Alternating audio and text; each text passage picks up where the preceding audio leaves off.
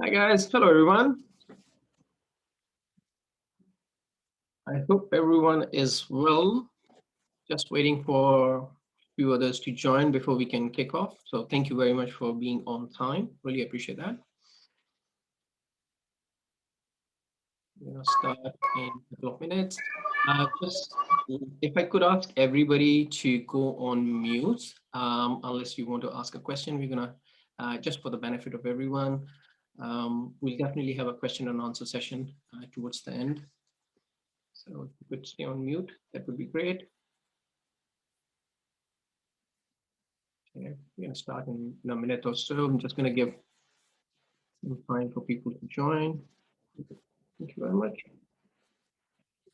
I also just want to let everybody know that this meeting is being recorded, and just for your benefit, and also that the recording of this session will be published on our website, YouTube channel, so it will be available uh, publicly after the session. So just letting everybody know. Okay.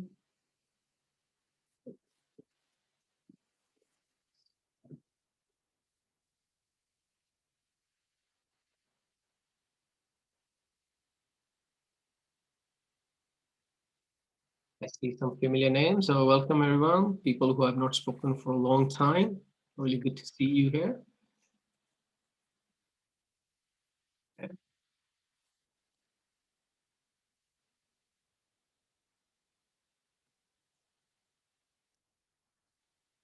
Okay, we are 2 minutes over, so I think I'll start. So thank you very much everyone for joining the session. My name is Faheem Jafar. I'm founder and principal consultant at PROPRAC Consultants. It's a project management consulting and training company. We run regular project management trainings, on hybrid PMO, establishing and operating hybrid PMO. We have a um, good client base when it comes to certification courses like Discipline Agile and project management certification like PMP and CAPM. So, and we also help individuals and organizations setting up their project management office. So thank you very much. Welcome to the session. On the screen, you can see a little bit of introduction. I won't give you a big sales pitch. This is just a bit of introduction, and I'm happy to share this information. But in our chat, we will also share some of the links with you. Please do subscribe to our YouTube channel. We regularly post videos there talking about the new trends and the new trainings and so on and so forth. So once again, thank you very much and welcome to the session. Let's start.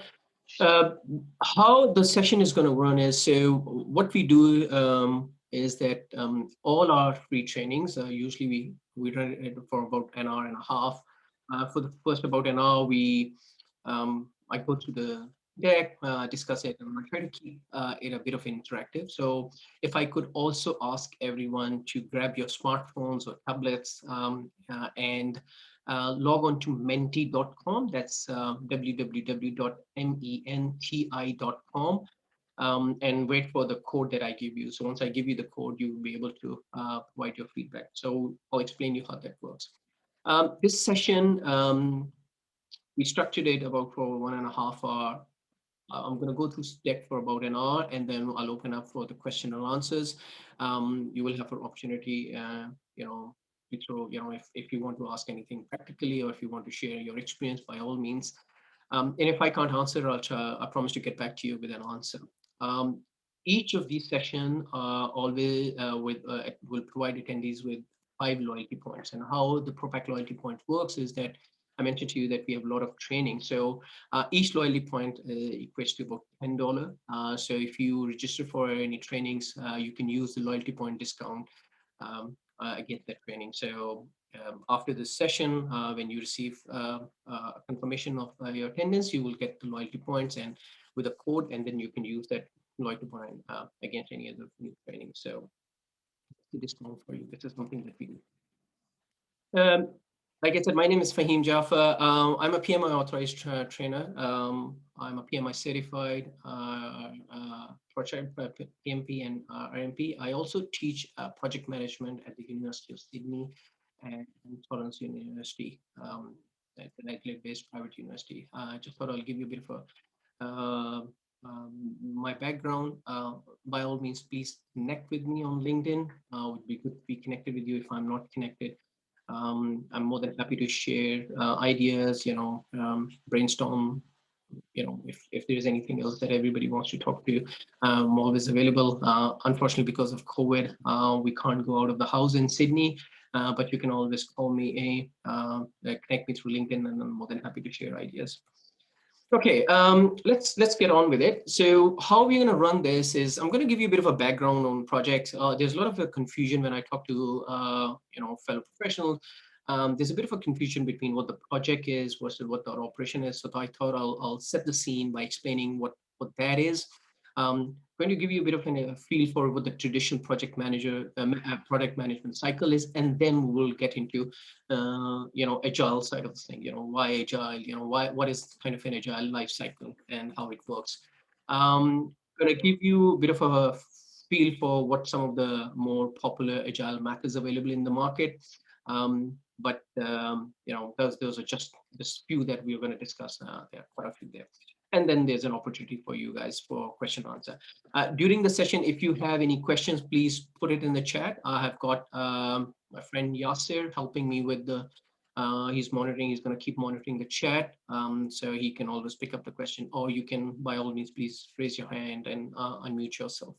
And we'll go through it. Okay. Let's talk about why do we initiate a project. So I can see most of my attendees are from project management background. So I think it's safe to say that we understand what the project is. Usually projects are initiated for one reason or the other. It could be a market demand. There's something that we see, the organization see a bit of a trend in the market. They want to capture that market, so they initiate a project to develop a new product. Maybe there's a strategic business need, and in a lot of cases, there could be a reason for customer requests. A customer request may come in, customer wants something particular, and then the organization may decide to start a project. Now, then there could be technological reasons, or social environmental need. COVID-19 is a very good example. It's an unfortunate that we are in this state, but because of COVID-19, a lot of organizations have started some of the projects, right? This session is a very good example as well. We are running a virtual session. Otherwise, I would normally have this in face-to-face session somewhere in Sydney. But what it has done is it has opened up the session for the global market. So similarly, there could be a legal or regulatory requirement. So laws change. Government recently in Australia announced, COVID stimulus that they need to provide. They're going to start providing to the people from 26th of July onwards. So I'm sure organizations have gone into the project so that they can benefit from it and basically set up that for the organizations. So these are some of the reasons. Now, traditionally, whenever the project was initiated, there are always a consideration about three key things which we call project triple constraints. As most of you would refer to, scope is the first one. Organization, when they start a project, they always define a project and okay, that's the work that must be done. That's what the project objective is, and meeting the scope will basically mean that you have met your project objective. The second one was the cost. With the scope of the work defined, organization would assign a certain amount of dollar value, or whatever the currency in your country is, for project to be completed within that. And if you deliver your project, if you deliver the objective within that stipulated budget, you get a thumbs up, you've done your project. The third one is a time constraint, how quickly and how soon the organization want that project to be delivered. So these three, scope, cost, and time, or budget, scope, cost, and time, or scope, budget, and schedule, referred to as a triple constraint in traditional project management. And it's still the case, right? The idea is that you basically keep track of these and you maneuver these three triple constraints to make sure that you deliver a quality product to the for the organization. So you meet the scope within the budget and within the schedule that need. Traditionally, organization, when they look into the project success, they would always look into how good the project has adhered to the budget, whether project is over budget, or underspent, or whether they have um, missed the schedule mark, or they missed the milestone, or whether the scope, there's a lot changes in the scope and no. So these were the traditional approach to the project. Now, when I refer to this as a traditional report, by no means that means that it is not still the case. It is still the case. We still have to look into the scope, budget, and the schedule of the project. That is still the case. But probably we're going to discuss it how the view has changed on how we look at it now when we talk about an agile approach. Similarly, when we are doing a project, it is very, very obvious if you look at it. And let me just, when you're starting a project, the cost of change is low. You're trying to build your scope. So if there are changes in the scope, you can always go back to your scope document or scope statement or whatever your objectives are and update them to meet your demand. But as the project moves along, so as you reach towards the end of the project and during the project life cycle, the project response to a change can be very expensive, right? So if you're towards the end of the project and you're delivering, almost ready to deliver, and the request for a change comes in, um, it's not that you can't do it, but it costs a lot of money, right? So the change may ask you to redo some of the work that you've already done. So you may go back to, initiation cost, where it's redesigning the concept. So change can be done, but the cost of the changes is very high towards the end as you move along. Similarly, if you look at the risk now, at the start of the project, the risks are high because there are a lot of unknowns. When we talk about the project, what really is a project? Project is something which is unique, something that has not been done before.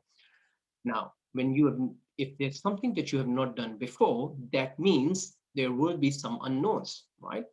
And that's why when we talk about the risk, we measure risk in terms of probability and impact, and we always take if and then statement. If it rains, then I may get wet. If it rains, then I may not go out. So the concept of if and then. That if and then is very high when you're starting a project because you can't foresee the future. You can only predict what you think, or you can estimate what's going to happen.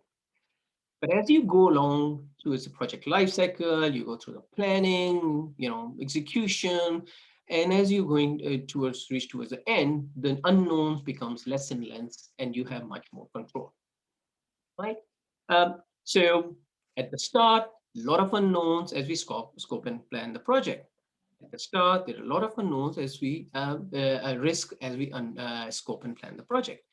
But we also now we have understood that towards the end, changes at the late stage means doing a lot of work. Right? The challenge with this is, and I'll probably conclude, um, in a traditional project life cycle, which is also called waterfall methodology or sequential series, we go through the planning, designing, building, and executing, right? It's all good. It has worked very well for us. So if we are building a bridge, we want to go through this process.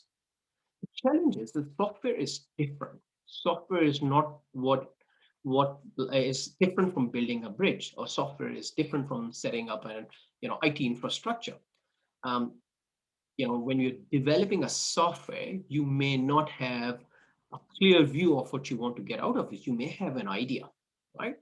So there are challenges when it comes to using a waterfall methodology.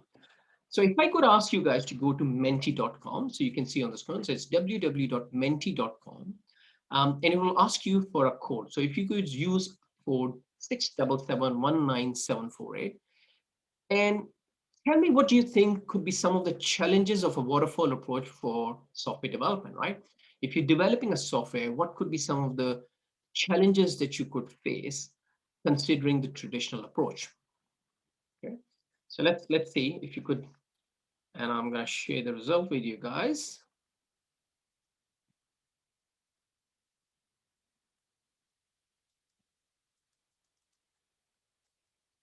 Okay, See, let me know when you guys can.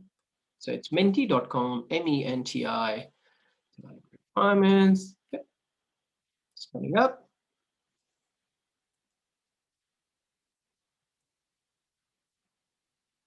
Okay,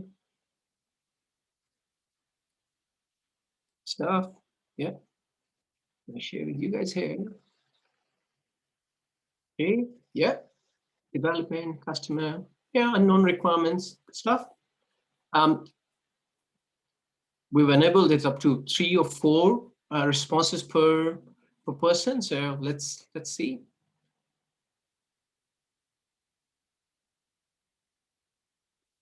This cannot be identified.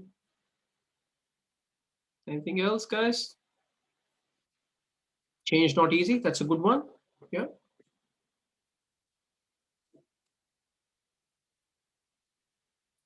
Yeah. For people who are looking for it, it's menti.com. And please use the code 6771978. Okay.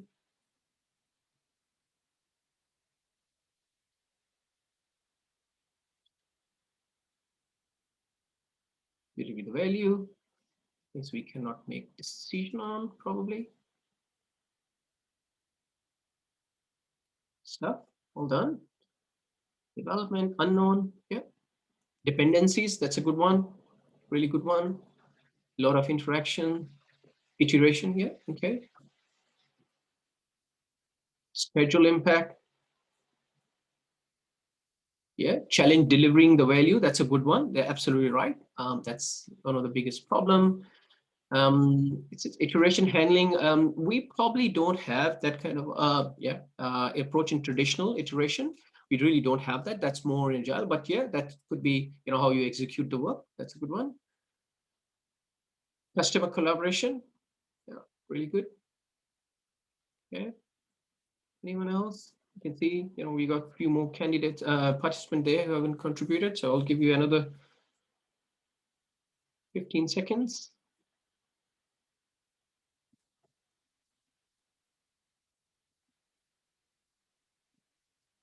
Yeah, things that we can make decision. Okay.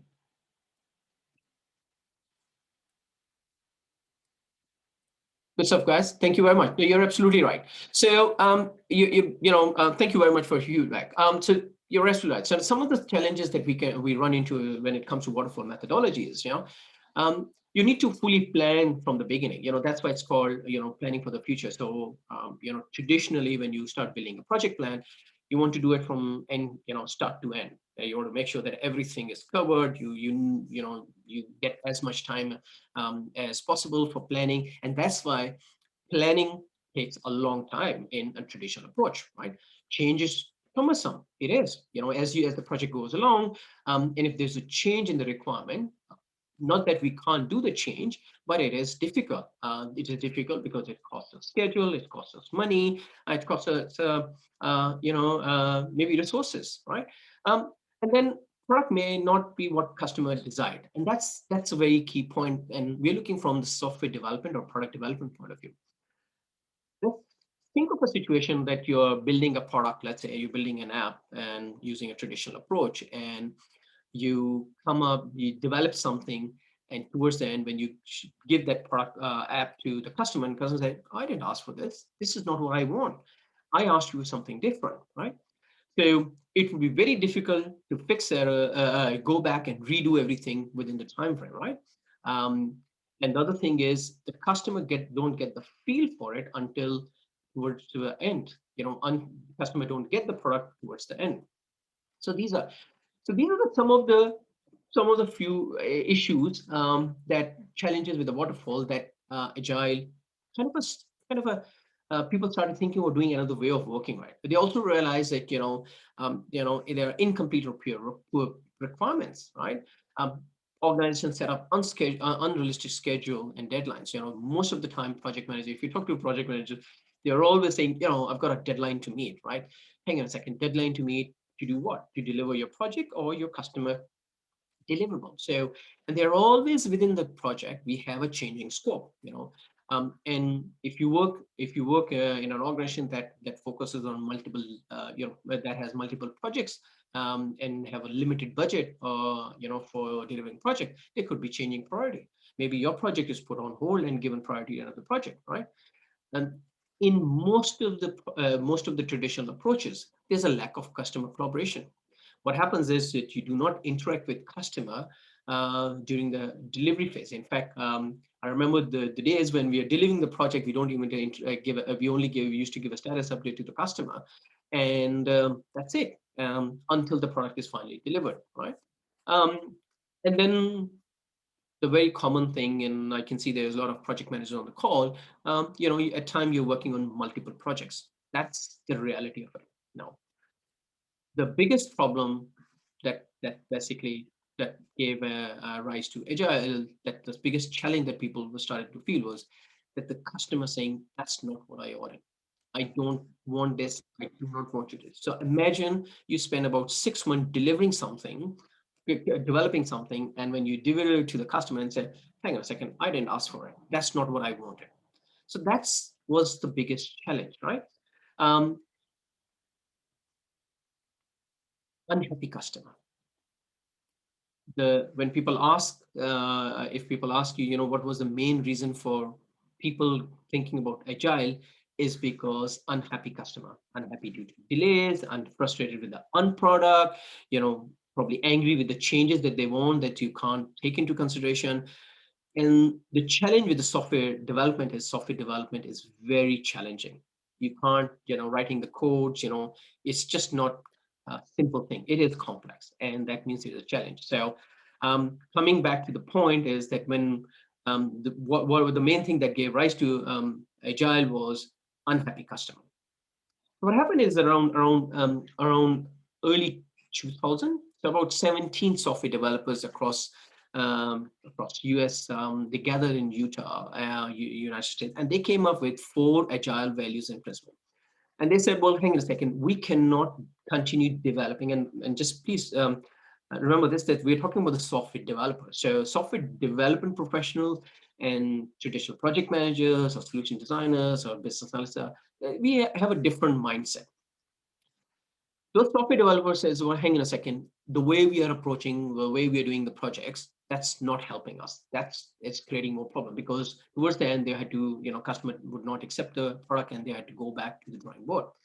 So they came up with the 4 Agile values. They said, we're going to focus on 4 Agile values, which is individual and interaction over process and tools, right? The traditional project manager is very focused on process. You need to have, planning process, you need to have initiation process, you need to have, communication management process, and so on and so forth, right? So they said, no, hang on a second. We're going to focus on individual and interactions over processes and tools.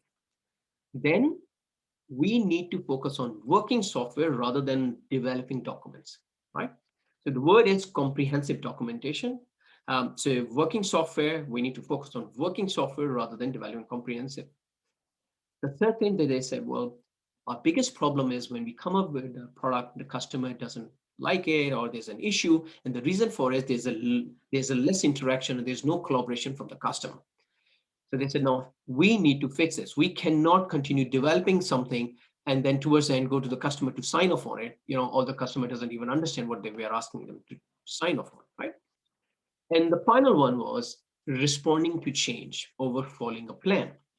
The traditional approach was building a plan right from the beginning. Yes, change was acceptable, but takes time, takes effort. It's more cumbersome to apply a change on a project. So these guys said, well, hang on a second, we need to come up with this approach. So they focus on 4 things: individual interaction over process and tools, working software over comprehensive documentation, customer collaboration over contract negotiation, and final responding to a change over following a plan. Now, there's a bit of a misconception about these values, and the misconception is those software developers said you need to focus on things on the left, which is blue on the screen, and not to worry about things on the right, which are black on the screen. But that's incorrect. That was not the intent of those values. It was that when it comes to software development, we want to emphasize more on the values on the left than on the right. It does not mean that you don't need processes and tools. It does not mean that you do not need documentation. It does not mean that you do not need contract negotiations. It does not mean that you don't need a plan, which is a very big misconception about Agile, that you don't need a plan, which is totally incorrect, right? So I won't go through the 12 principles. There are principles as well, but focus from think from software development or product development point of view. The focus is more on the blue items on the left rather than black on the right. The other thing I want you to just remember. So we're talking about this they came up with this in 2000, so 21 years back, right? So it's been a long time. Although it started as a software development initiative, it over a period of time it evolved. It has gone into organization, become agility, right? And the reason it evolved, it was free to evolve because there was no set mandated rules and policies and principles for the document they created for anyone to do Agile. They suggested these things. So they suggested these things, and what they said, well, this is what you need to consider, but that does not mean you need to do that, right? So this is a very important thing that you need to consider, right? Agile has evolved significantly from a software development approach to an organizational approach in terms of delivering value to the customer. I'm going to stop for a minute, and I'll probably let you guys ask a question if you got any question before I continue further. Do you guys have any question that you want to ask? Give me an opportunity to drink a little bit of water as well. So, questions from anyone? Everybody's happy? Question, Faheem. Yeah, sure.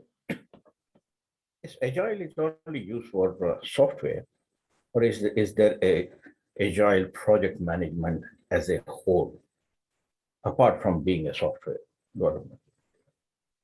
So the question is Agile only for software development, or is Agile project management is a The whole new subject, yeah. a So, whole new way of doing projects. yeah, no, thank you very much. No, it's a really good question. Thanks a lot.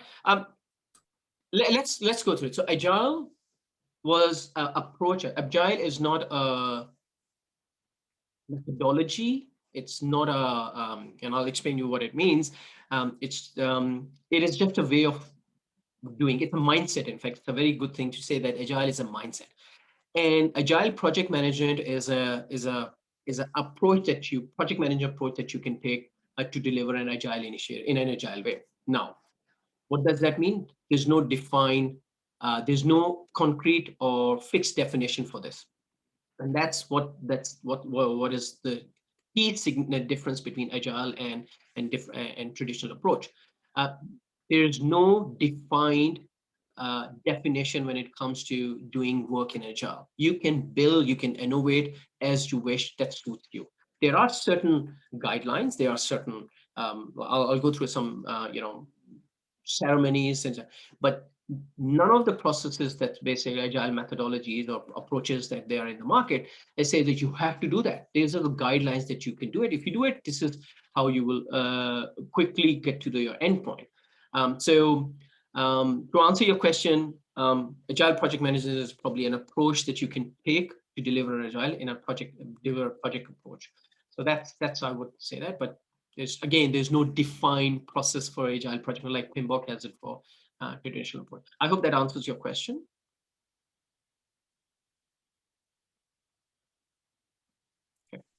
Okay, let's move on. Thank you very much. Okay, so what are we talking about? So when we talk about where Agile project management is used, so one thing that we have to consider, time is of an essence when we talk about Agile project management, right? Few things to remember. Agile teams do not spend long time in meetings and or brainstorming session. Now, I would emphasize the word spend long time in meetings, right? But they do have some meetings, and we're going to talk about it, right? Secondly, in the approach to Agile is taking that you're going to, the approach is an incremental delivery, something that a customer can use towards the end of the sprint or iteration or the delivery cycle. I'll explain what that is, right? Something that customer, so instead of waiting for 6 months, the customer can get something within 2 weeks or 4 weeks or 1 week, whatever the cycle is. And the third important thing to consider further is the prioritization of the work that you need to do. Now, in Agile, it is called feature or the user story, but prioritizing the work or the task that will give the most benefit to the customer, right? So Agile is used in software and product development industry in an area where the requirements cannot be defined upfront, right? I'll give you an example. Let's say customer says, I want a website, e-commerce website, and I want it done quickly. Now, customer may have a view of how the e-commerce website looks like or should work, but may not really know what the customer wants at the end of the day, right? He or she may have an idea. In Agile, you work with the customer, incrementally and iteratively to build something that the customer uh, end product that customer will really be happy with. But you keep adding, you keep giving something to the customer at the end of each iteration of the sprint, right? Agile is very good when you're not really 100% clear on the end goal, how the end goal looks like, right? Now, the other thing to remember is that Agile you want to take Agile when there are high rate of changes. And I gave you an example of a website. Let's take an example of a product developer. Let's say, let me give you this. So I used to work for a telco company, and they used to sell a lot of telephone plans. And whenever there's a new phone or smartphone from Samsung or yeah, Samsung or Apple, the telco would initiate a project to be ready with the plans with the new phone, right? As we get $40 plan or $50 plan, right? Um, but those they were high rate of changes. That project I remember when we were working on it would change continuously because Apple would release certain features at some time, and towards by the time they released the whole product, a lot of new features were introduced. So the telco had to keep up with that. So there were a lot of changes. Secondly, Agile is possible where the rework can be done easily, right? I'll give you an example. If you're constructing a house, and we, especially in Australia, we have building inspectors from the council. They come and check the house. If they come and check the house and if the wall is tilted, and that's happened with me, by the way, the wall is tilted, what do you think is going to happen? You can't straighten the wall unless you basically take the wall out, rebuild the wall. You have to. So that's what you can't do in agile way, right? So you have, if the rework is difficult, if you have to go and redo the whole thing, that's not where you want to use agile, right? The most important thing, agile is very useful when you want to learn from your work, when you want to experiment things. Research is a very good example. If you're doing a research and you take an agile approach, it is really useful, right? So um, keeping this in mind, let me ask you another question. What do you think are some of the benefits of using agile approach? So I gave you some examples, but what do you guys think are some of the benefits of using an applied approach? So if you could go to mendy.com and use the code again and answer the second question. You good? What do you think are some of the benefits of using agile approach?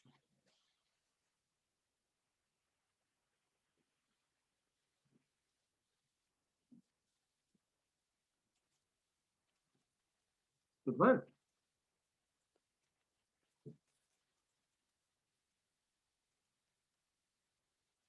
That user requirement. Really good.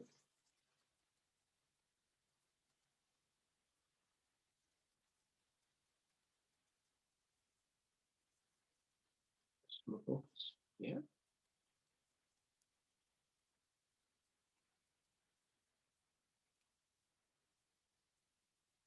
Creative approach.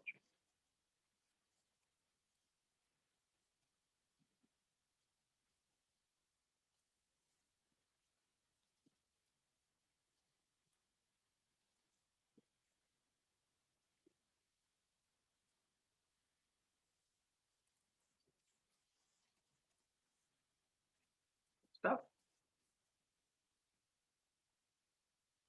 Everybody can see my screen. Yes, can we see the screen? So thanks, man.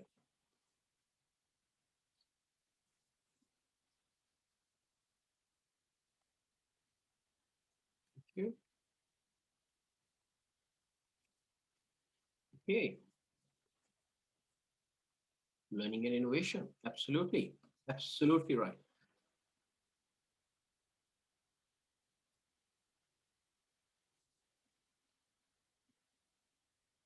You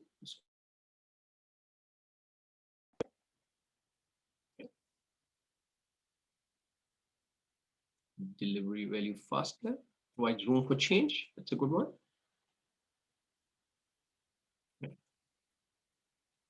So I would, if I would also, if you focus on what do you think the benefit of all of this. So if you focus on, ability change and provide rooms for change, adapt to user requirement. What would be the end result? What do you think that would be the end result? If you could focus on that as well, that would be really good as well.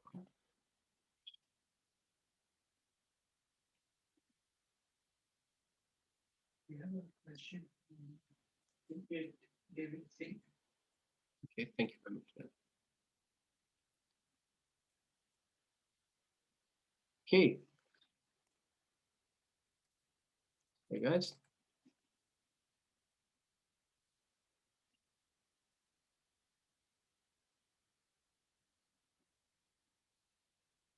Okay, thank you very much, guys. Thanks a lot. So you're absolutely right. So customer engagement, flexibility. So I understand that there's a question from the audience. So let me just go to the question. So the question is, in Agile, what is value and what it means? That's a very good question, and I think that's what I was referring to. The end goal of the Agile is customer satisfaction. That's what the end goal is. That's the value the customer is looking at. And there's a definition of quality fit for purpose. Similarly, in Agile, the end goal is a customer satisfaction. The final deliverable needs to meet customer expectation in all aspects. Whether it's aesthetics or functional, non-functional. The customer must get what the customer expect from that, and that's the end goal, and that's the real value of an Agile. The other value is, and that's why Agile is very focused on customer collaboration. The customer needs to feel engaged throughout the product development, software development process. There's a very famous saying, customer can fire anyone, and that's what it is. If you don't have a happy customer, your product is not going to be used. You won't be able to sell your product. Nobody's going to use it. So with a happy customer, you get more sale, more revenue, and you basically enhance your brand image. So that's the value. The value is defined by the customer. I hope I have answered your question, David. The value is defined by the customer, what the customer expects you to deliver. Right. So that's the end goal of the Agile. Now, let's look at the Agile project management lifecycle. Now, I have to give you a disclaimer here. This is one of the approaches that you can take. There is no hard and fast rule of this life cycle in Agile. Every method, every approach have a different view. But in essence, what it does is this 7-8 steps that I'm going to show you. It tells you how you can approach Agile. Now you can tailor it as you want, as it suits your organization. Before I do that, there's one very, very important thing that you need to consider for Agile.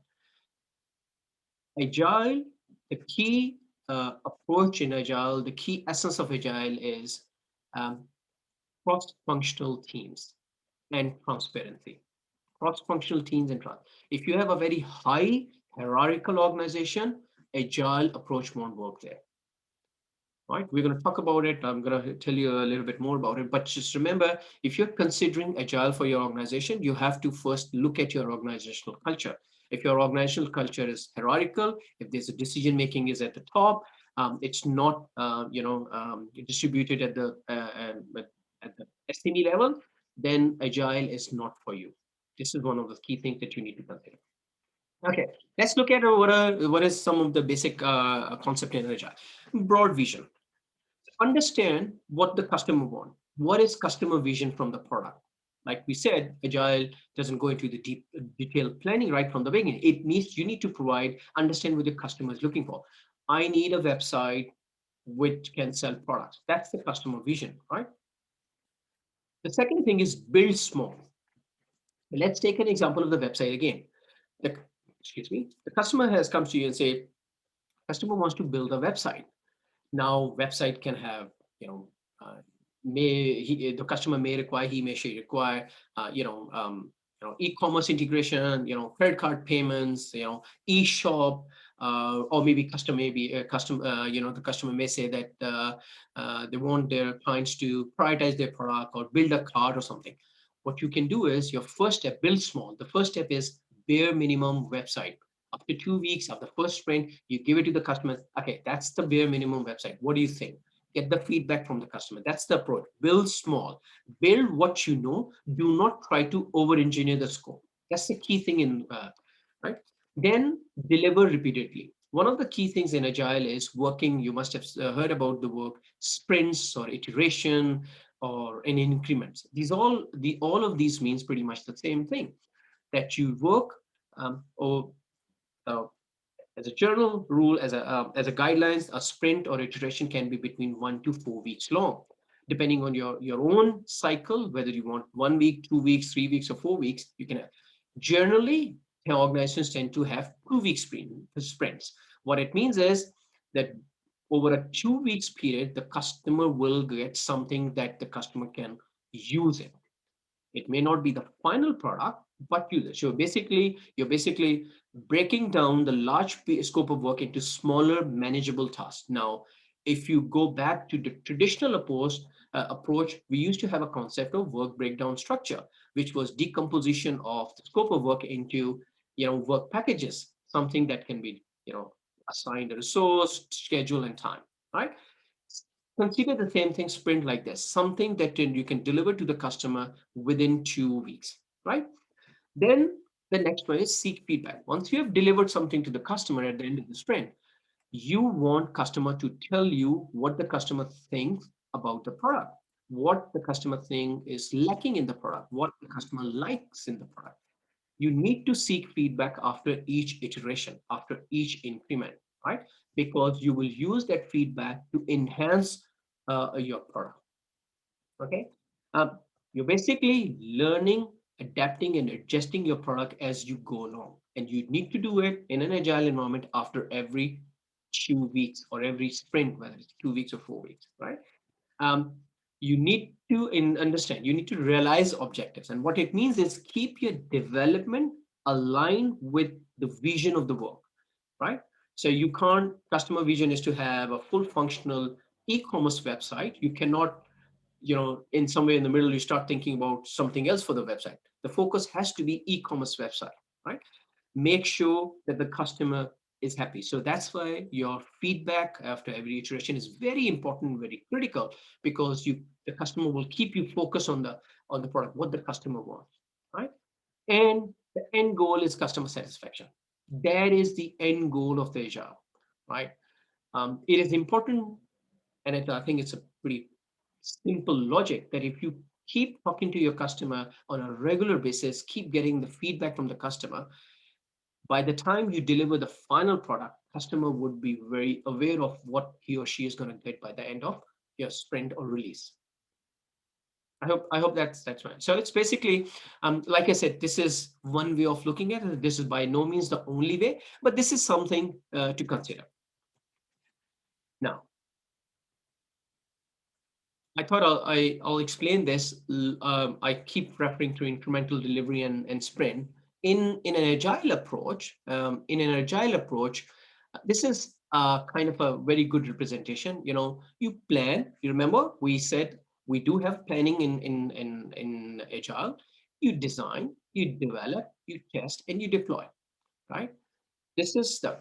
And the wheel is basically saying you do it and then you do it again and you do it again. So you're continuously doing it on a regular basis, right? Until you get the final deliverable, right? I hope that makes sense, right? And the reason you break it down so it's easy, because you don't know what the end goal really looks like. You build the end goal with your customer collaboration, with your customer feedback as you go along throughout the project delivery cycle. Questions from anyone? Yeah, so do we have any questions in the chat?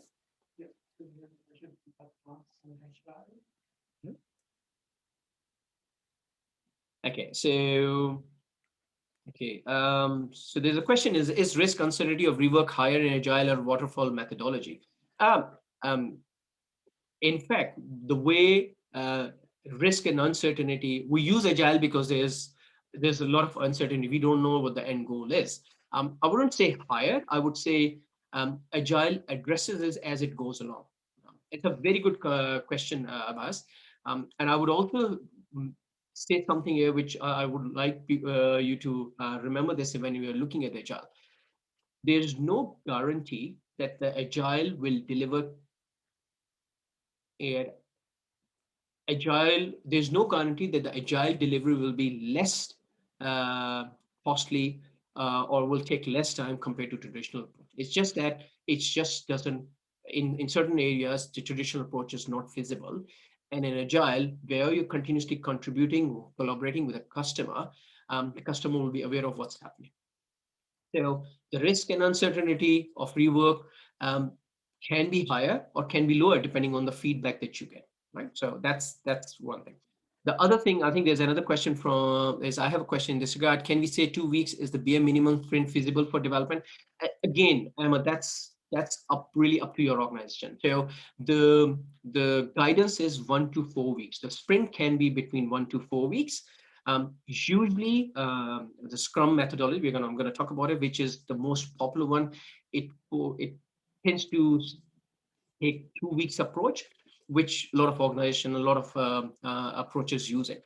But you can do it. I've seen organization using a 1 week sprint as well, and that's where there's a concept of DevOps, which is probably beyond this training.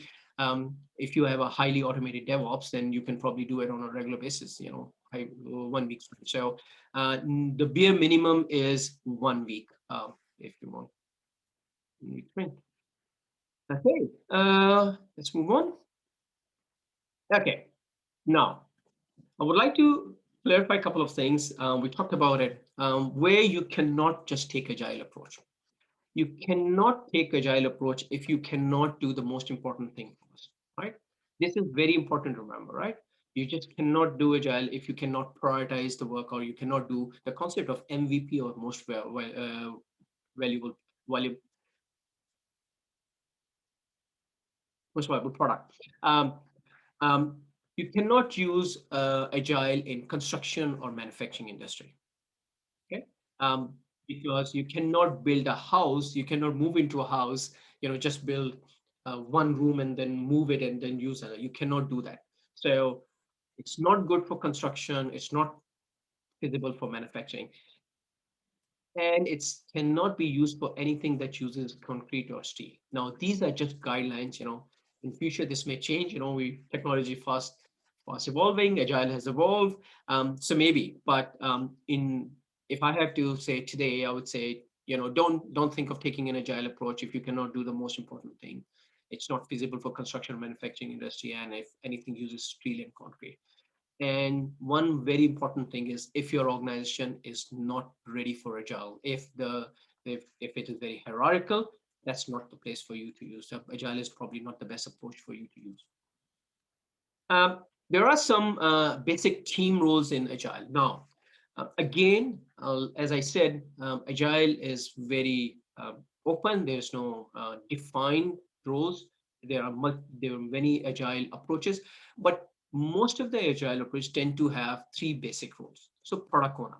Now, product owner is about is a person who is a conduit between the agile team and the business. So business or client, what I would say, client or business, that role is basically make sure that that agile team or development team delivers what the business wants, or what the customer wants. So this role is key, because this role is the conduit. If you know, That person, product owner, does not get involved in actual building the product or building the core, but basically manage the relationship, right? The second one is a scrum master, right? Scrum master is a person who makes sure the team follows the agile processes and is basically a servant leader. Now, if you're not familiar with the concept of servant leader, I'll just give you probably spend 30 seconds on it. The concept of servant leader, which is basically popularized by Agile, it exists, but it is popularized by Agile, is someone who is more focused on the team's well-being and development rather his or hers, right? It's a leader who's focused on team development, his team's well-being, or put somebody others in ahead of him or herself, right? That's what the servant leader is, and it is very important to understand that in Agile, the Scrum Master is a servant leader who supports the team to do the work. Team has to stay away from organizational politics. The teams has to stay away, right? Um, and the third very important role is the development team or agile team, right? Very important thing to remember. Agile teams are cross-functional teams. Agile teams are self-managing and self-organizing, self-reflecting teams. They have the empowerment, they are empowered to make decisions. So if they want to change anything in the product to make it better for the customer, they have the authority to do that. It's a very important thing. And this is why I'm saying if your organization is not ready to let go of that kind of a control, then agile approach is not for your organization. And there's no harm in it. It's just that the organization culture doesn't allow it. There are a lot of hierarchical organization. But for agile to work, agile teams must be cross-functional. So that means you have within the team, you have, solution designers, testers, code developers, anyone that you need to do. The important thing to remember that the agile team is usually between 5 to 7 people, can be 9, but I prefer that you avoid it. So try not to have more than 7 people in an agile team. Okay. So these are three key rules. Okay. I thought what I'll do is I'll give you a bit of a feel for what the agile ceremonies, and I can see that we're running out of time, but I do want to go through it. There's some agile events and ceremonies, and I took an example of Scrum process. So Scrum is one of the most popular agile methods or approaches available. So there's a concept of backlog. Now consider backlog as your pipeline. So whatever your customer wants to deliver. So we talked about breaking down your scope into manageable tasks. You call them, apex or features. We'll talk about it when if you can come to the detailed course, we'll go through it. But basically, you have a product backlog. Product backlog is all the work that you need to deliver for your to give a final product. And product owner, we talked about product owner. Product owner is responsible for managing the product backlog. That's a very important thing to remember. Nobody else owns it. Anybody can add item in the product backlog, but it's the product owner who manages and prioritizes the work. So the product owner basically can move around the task in there, say, okay, this is a more important task that needs to consider. Okay. Then we have a sprint backlog. From sprint product backlog is for the product backlog, and we talked about sprint between 1 to 4 weeks. Let's say you have a 2-week sprint cycle. At the start of every sprint, there's a sprint planning, and that sprint planning event, basically the team works with the product manager and the customer to come up with a sprint backlog, which is what they commit to deliver in that particular sprint. Okay. And that sprint backlog can be split into user stories. The user story is basically the task that they need to deliver, and it is called user story because it is written, the way it is defined is in terms of the customer. As a user, I would like to have an app that can give me ability to pay through credit card. That's the user story. It's not a technical thing. It's a simple user story, what the user wants. That's why it's called user. Then we have sprint. So it says Scrum usually take 2 to 4 weeks, but the sprint can be in a lot of agile environments can be 1 week as well. But usually, I think Ebba asked the question. Yeah, you can. 2 weeks is kind of a general trend at the moment, right? Then you have a daily Scrum. Now, daily scrum is also called daily stand-up. And what it means is it's 15 minutes for the agile team. Everybody stands around, and it is that you have to stand around, and they talk about three things only. What I have done yesterday. So each one explains what I've done yesterday, what I'm working on today, and what are some of the blockers or issues that I expect, basically what I need help with. These are the only three things everybody talks, and it is very time restricted. So remember, everything in Agile is time boxed. So it's 15 minutes maximum. That's it. Move on, right? Um, and then there's an increment. So increment is the product of the end of the sprint. There's an increment, or there's a MVP, or there's a product that is delivered. But what you do is, once it's, if you notice, there are two lines going forward. At the end of the sprint, the team sits with the customer and looks at the sprint and do a sprint review. Sprint review is also called demo or demonstration. What it does is the team sits with the customer and the product owner and the key stakeholder and say, okay, this is what we have delivered. Give us the feedback that is met your expectations or not. And that's where seeking the feedback, customer feedback comes in, right? Um, you know, the key messages are, you will notice that I've added some minimum, maximum time for each. And in agile environment, time is of essence. Just remember, time is of essence, right? Um, and then there's finally a sprint retrospective or iteration retrospective, right? Or retro, it is also called retro. What that is basically what in traditional environment we call lesson learned, right? And team, but in this case, team doesn't spend a lot of time. What does team do is go through how they have delivered the product during the sprint, and seek feedback, and then they basically, it's a self-reflection what they can do better next time, and they focus on one or two items that the team would concentrate on for the next sprint. That's how pretty much more or less every agile environment works. So I mentioned about the stakeholders and teams. Any agile approach would, they may have a different way of doing this, but these are the key ceremonies pretty much every agile approach uses, right? Um, okay, there are some popular agile methods. Disciplined agile is number one. It's getting very popular. It's one of the most in demand these days. All right, it's it is basically optimizing your ways of working, right? So I'll explain to you a little bit. So disciplined agile, Kanban, SAFe, which stands for Scaled Agile Framework for Enterprise, so which is scalable, and I just explained you the Scrum as well. Let's talk about discipline agile. Discipline agile is not a framework, but it is basically an agnostic toolkit. What it means is it focuses on, it basically says, you have so many prescriptive way of doing agile, Scrum and SAFe agile and, Kanban. And what it says is, don't worry about looking at, doing any particular way. Focus on pick pick things from whichever methodology that makes sense and use it. That's why it is not a method. It's called a tool set, and it's basically creating your own tailored wow or ways of working. It is a globally accredited certification from PMI. PMI took over discipline as well, I think 2017, 2018.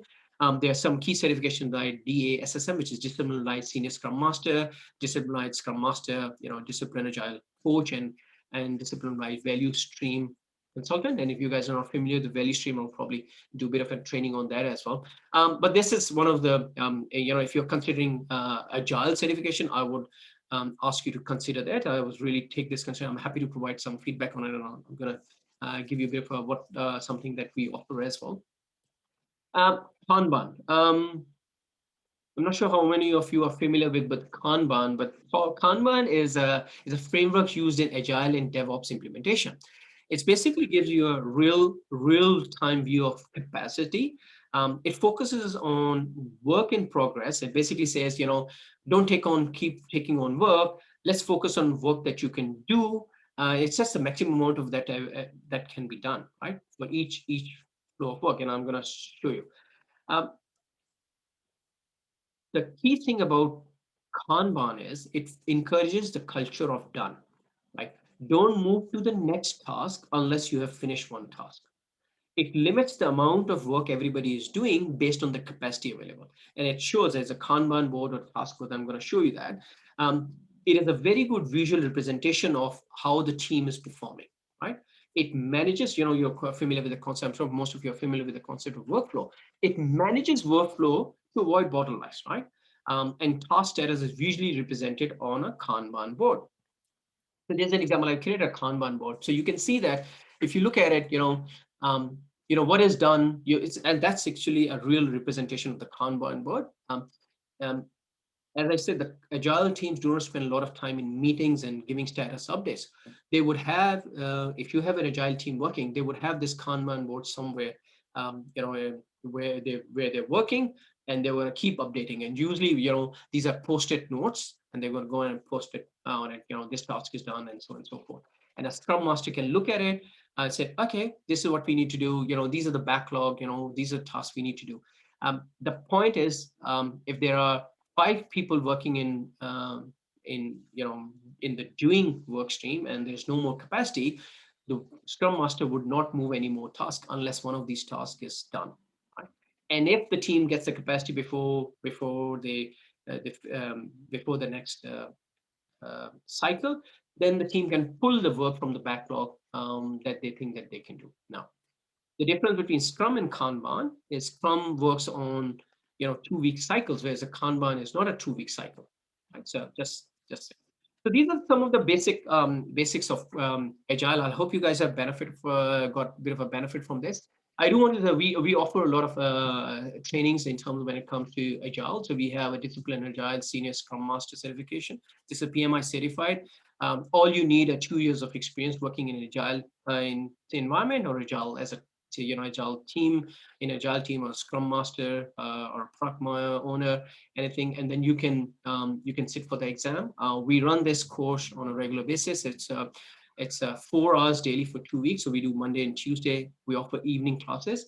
There's a special offer for you for attending. There's a discount voucher here. Please take this benefit of this offer. There's a 10% discount available. Our next session, basically, we are closed for 19 July. So please don't ignore. My apologies for probably should not have put 19 July. So 19 July classes are all full. But our next session is so starting on Monday, 2nd of August. And the deadline for registration is 25th July. So if you register by 25th July, you can use the discount code for this. But if you have any question, please, by all means, send it to training@propracconsultants.com. I also want to just highlight one thing. When you are doing an Agile, please don't try to be a perfectionist. Don't aim to be a perfectionist, right? The idea of the Agile is learning from your experience, right? It's going to keep evolving. So you're evolving as you go along, right? So that's something I really want to emphasize on. Take that view and learn. And again, make sure that your organization is supportive of that approach. We also run, by the way, Agile Project Management, basic standard Agile project management training. It's a virtual session, 2 weeks. Again, there's a schedule there. I'm going to send it out to you guys as part of this. Please join. There's a discount available. It's a very, we're offering a $50 discount for you guys to attend for attending this session. So that's thank you to you. If you want to take advantage, we go into detail some of the things that I covered in much more detail, and we do a lot of exercises to make sure that candidates are familiar with how to take an agile approach. So with that, I'm gonna stop. Thank you very much for attending this session. I really appreciate that. I would appreciate your feedback. So we're going to send you an email. Please do provide us with feedback on what you think. And I'm happy to take questions that you have. I'm happy to go to the chat. But you please, by all means, please open your mic if you want to talk about it. If you guys have any questions, I'm happy to take questions. Okay, I'm just going through Okay, so so the question is from David is what's the difference between Scrum Fine, Master training? Prashant. Am I audible? Sorry, yeah, I can hear you. Yeah, I've actually been earlier my PMP certification part of curricular, the understanding and the certification program. I've attended that. And I've actually followed that for my project in past Indian working culture for my IT developments platform. Now, the way I've seen the Agile is project management. Which one is currently industry trend? Like, are the people still allowed or they align more inclined towards PMP methodology or Agile or the PM Box 7 getting that both merged together, how it is actually?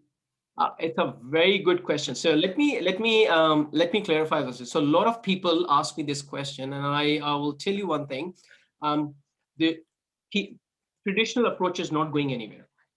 It's just not gonna. It's gonna be. And if you look at the new Pinbox 7 that was released about a week back, in fact, it's just have a read for it, and you will feel how much PMI has changed the approach. And that's what what Agile has done. So around 2017, when PMBOK released edition 6 of the PMI released the edition 6 of the PMBOK, they started integrating Agile concept. In fact, they had an Agile guide with it, right? Hmm. This time, the new latest version is basically revised to have Agile approaches embedded in the project. And I say that with a lot of confidence. Traditional approach is here to stay. Agile is here to stay. I would say traditional approach is a science. Agile is probably an art because you can innovate on a regular basis. Both will coexist. You need to have a come up with a hybrid approach. Some organizations still use approach. So to answer your question, PMP or Agile, I would say get both. PMP is still one of the most in-demand certification in the world. That's the fact. It's a research, right? And um, we offer PMP exam certification as well, but PMP is here to stay. It's not going, especially with the new. Well, I'm extremely happy. So the PMBOK basically the 600 pages book is now about 320 or 330 pages. So absolutely one. I would encourage everyone to read PMBOK if you can. That's great. Okay. Yeah, appreciate it. Thanks. Yeah, no worries. So coming back to David Thing has asked, what's the difference in Scrum Master training versus disciplined senior Scrum Master? So um, um, and I think, David, you're asking about probably Agile Alliance and other trainings. Listen, every methodology, like every approach has no training. It's about which one is in demand. So Discipline Rise is now offered by PMI, which is Project Management Institute. So and they work with Scrum Alliance, and I think there's some other organization to come up with those trainings. So if you're asking me, not that I offer that, but I would recommend you please do your research as well. I would always recommend Discipline Agile pathway. There's a Discipline Bright Scrum Master and Discipline Bright Senior Scrum Master, because that's the way, that's what the industry is going. Um, and that's what I would recommend. That I would recommend. Hi, Faheem. This is Omer Merchant. Hope you're doing well. Can I ask a quick question? Sure, please. So with regards to there, because I'm PMP certified as well as Prince 2, and I've done Scrum Master as well. Nature of job keeps requires aligning to the updated models. What I've observed on the grounds, there is no one size fits all. You spoke about hybrid. PMI has also come up with the ACP as well. So how would you draw a line on a program to say, which part of it do you take it as per the Scrum, or which part do you take at the PMI way? What's the way to analyze that? So sorry, Omer, so just so that I understand correctly, so you're asking which is the best approach? Sorry, Yeah, because it's a hybrid model, right? So we apply hybrids. So for example, if I'm working on a CRM program to roll out, right? So my personal experience, we have done it in a wave way. We have designed a program starting with the PMI way of following up, but then in between we have had exit gates as well. So what's the best way to come up with what hybrid combination should you choose and during which part of the program? Okay, that's fine. No, it's a good point. So so if you have your customer demand, or if you have basically a situation where you can prioritize work, so Agile works on prioritization and incremental delivery. If you think your organization and the project that you're delivering for your organization will allow for incremental delivery and will let you experiment over a period of time, I would take that. I would take that approach. Now, in saying that, please, and I think that's what I covered initially. Please don't try to do agile if your organization is not ready for agile. Agile does not mean you start having stand-ups and you start doing increment. You have to have an organizational setup to support your agile delivery. So in your case, and the way I'm just trying to think about it, you probably do not have an agile setup at the moment, right? So I would not recommend unless there's an organizational approach. So that's why agile is a mindset. It's just not. It's not a switch that you change from, traditional to agile. Now, how you approach it, and that's probably I'm happy to help you. You need to pitch that to your organization, but your delivery needs to align with your approach. Otherwise, otherwise there's a low chance of success. To be very honest. I'm not sure if I Yeah, answered because then, you end up mixing a lot of things in terms of, whether you're following the Scrum for IT deliveries, you would have it in the phases approach. Within that, you'll have, Scrum model applied as well. But I think it needs to be understood well and adopted, like you said, it's a mindset. Yeah, absolutely. Thanks a lot for that. No, not at all. And like I said, there's no, I mean, I work with an organization where there's a combination of both. In fact, I have very successfully set up a regional PMO for an organization with a hybrid approach to define the hybrid governance model for that. So that's one of the courses that I run now, how you establish and operate a hybrid PMO where you have both agile and waterfall delivery. But, thank you very much. Sure. It would really help, if possible, to sort of a case study or something that from a conceptual perspective, because, PMI is also theoretical. PMBOK is a very good sleeping pill. I've done the PMP as well, so I know that theoretically you can conquer the moon, right? But when it comes to reality, there are a lot of things people pick and choose. This is a framework, right? You can adopt to choose whatever you want. But if there's a case study where you can use a hybrid model, I think that will really help conceptualize the concept there. Thanks. No, not at all. Pleasure. I'm glad. Thank you very much. Any other questions?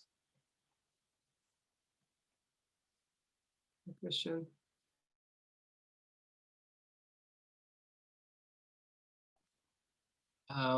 If no other questions, guys, no.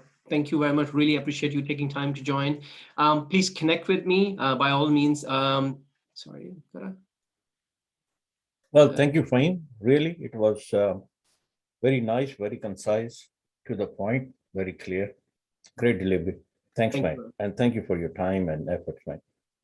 Thank you very much. Really appreciate that. In the chat, we put the links to our YouTube channel as well. So by all means, we keep posting the videos there as well. And there's a lot of material on the LinkedIn as well. Please, by all means, connect with me. I'm more than happy to help you if you got any requirements. If you want to review something, if you need any help with project management, I'm here. No obligations. So once again, thank you very much, everyone. Really appreciate, and I would appreciate the feedback. And if you like the course, feedback from you would be great. Thanks a lot. Wonderful. Thanks a lot, everyone. Thank you very much. Thank you. Thank you. Thank you very much. Thanks, Faheem. Bye. Thank you very much. Thank you, friend. Bye. Thank you.